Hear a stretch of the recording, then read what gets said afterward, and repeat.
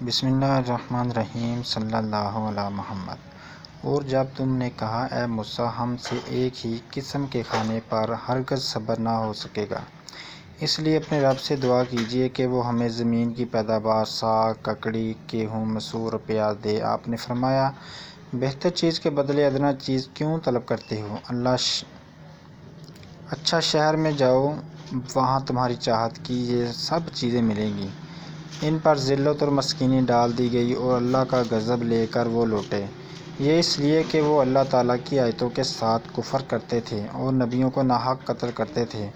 یہ ان کی نافرمانی اور زیادتیوں کا نتیجہ ہے۔ مسلمان ہوں، یہودی ہوں، نصاری ہوں یا صحابی ہوں، جو کوئی بھی اللہ تعالیٰ پر اور قیامت کے دن پر ایمان لائے اور نیک عمل کرے، ان کے اجر ان کے رب کے پاس ہیں اور ان پر نہ تو کوئی خوف ہے اور نہ کوئی اداسی۔ اور جب ہم نے تم سے وعدہ لیا اور تم پر طور پہاڑ لا کھڑا کر دیا اور کہا جو ہم نے تمہیں دیا اسے مضبوطی سے تھام لو اور جو کچھ اس میں ہے اسے یاد کرو تاکہ تم بچ سکو، لیکن تم اس کے بعد بھی پھر گئے، پھر اگر اللہ تعالیٰ کا فضل اور اس کی رحمت تم پر نہ ہوتی تو تم نقصان والے ہو جاتے۔ اور یقیناً تمہیں ان لوگوں کا علم بھی ہے جو تم میں سے ہفتہ کے بارے میں حد سے بڑھ گئے، اور ہم نے بھی کہہ دیا تم ذلیل بندر بن جاؤ۔ اسے ہم نے اگلوں پچھلوں کے لیے عبرت کا اسباب بنا دیا اور پرہیزگاروں کے لیے واعظ و نصیحت کا۔ اور حضرت موسیٰ علیہ السلام نے جب اپنی قوم سے کہا اللہ تعالیٰ تمہیں ایک گائے ذبح کرنے کا حکم دیتا ہے تو انہوں نے کہا ہم سے مذاق کیوں کرتے ہیں؟ آپ نے جواب دیا میں ایسا جاہل ہونے سے اللہ تعالیٰ کی پناہ پکڑتا ہوں۔ انہوں نے کہا اے موسیٰ دعا کیجیے کہ اللہ تعالیٰ ہمارے لیے اس کی ماہیت بیان کر دے۔ آپ نے فرمایا سنو، وہ گائے نہ تو بالکل بڑھیا ہو نہ بچہ، بلکہ درمیانی عمر کی نوجوان ہو۔ اب جو تمہیں حکم دیا گیا ہے بجا لاؤ۔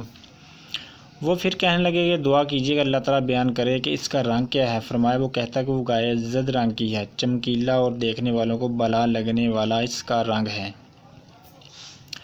وہ کہنے لگے اپنے رب سے اور دعا کیجیے کہ ہمیں اس کی مزید ماہیت بتلائے۔ اس قسم کی گائے تو بہت ہیں، پتہ نہیں چلتا، اگر اللہ تعالیٰ نے چاہا تو ہم ہدایت والے ہو جائیں گے۔ آپ نے فرمایا کہ اللہ کا فرمان کہ وہ گائے کام کرنے والی، زمین میں ہل جوتنے والی اور کھیتوں کو پانی پلانے والی نہیں، وہ تندرست و بے داغ ہے۔ انہوں نے کہا اب آپ نے حق واضح کر دیا، گو وہ حکم برداری کے قریب نہ تھے لیکن اسے مانا اور وہ گائے ذبح کر دی۔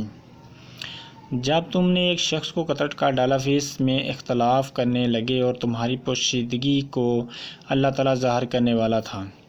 ہم نے کہا اس گائے کا ایک ٹکڑا مقتول کے جسم پر لگا دو، وہ جی اٹھے گا۔ اس طرح اللہ مردوں کو زندہ کر کے تمہیں تمہاری عقل مندی کے لیے اپنی نشانیاں دکھاتا ہے۔ پھر اس کے بعد تمہارے دل پتھر جیسے بلکہ اس سے بھی زیادہ سخت ہو گئے۔ بعض پتھروں سے تو نہریں بہہ نکلتی ہیں اور بعض پھٹ جاتے ہیں اور ان سے پانی نکل آتا ہے، اور بعض اللہ تعالیٰ کے ڈر سے گر پڑتے ہیں۔ اور تم اللہ تعالیٰ کو اپنے اعمال سے غافل نہ جانو۔ مسلمانوں، کیا تمہاری خواہش ہے کہ یہ لوگ ایماندار بن جائیں؟ حالانکہ ان میں سے ایسے لوگ بھی ہیں جو کلام اللہ کو سن کر عقل و علم والے ہوتے ہوئے پھر بھی بدل ڈالا کرتے ہیں۔ جب ایمان والوں سے ملتے ہیں تو اپنی ایمانداری ظاہر کرتے ہیں، اور جب آپس میں ملتے ہیں تو کہتے ہیں کہ مسلمانوں کو کیوں وہ باتیں پہنچاتے ہو جو اللہ تعالیٰ نے تمہیں سکھائی؟ کیا جانتے نہیں یہ تو اللہ تعالیٰ کے پاس تم پر ان کی حجت ہو جائے گی؟ کیا یہ نہیں جانتے کہ اللہ تعالیٰ ان کی پوشیدگی اور ظاہر داری سب کو جانتا ہے؟ ان میں سے بعض ان پڑھ ایسے بھی ہیں جو کتاب کے صرف ظاہر الفاظ کو ہی جانتے ہیں، صرف گمان اور اٹکل ہی پر ہیں۔ ان لوگوں کے لیے ویل ہے جو اپنے ہاتھوں کی لکھی ہوئی کتاب کو اللہ تعالیٰ کی طرف کی کہتے ہیں اور اس طرح دنیا کماتے ہیں۔ ان کے ہاتھوں کی لکھائی کو اور ان کی کمائی کو ویل، ہلاکت اور افسوس ہے۔ یہ لوگ کہتے ہیں کہ ہم تو چند روز جہنم میں رہیں گے۔ ان سے کہو کہ کیا تمہارے پاس اللہ تعالیٰ کا کوئی پروانہ ہے؟ اگر ہے تو یقیناً اللہ تعالیٰ اپنے وعدے کا خلاف نہیں کرے گا، ہرگز نہیں، بلکہ تم تو اللہ کے ذمے وہ باتیں لگاتے ہو جنہیں تم نہیں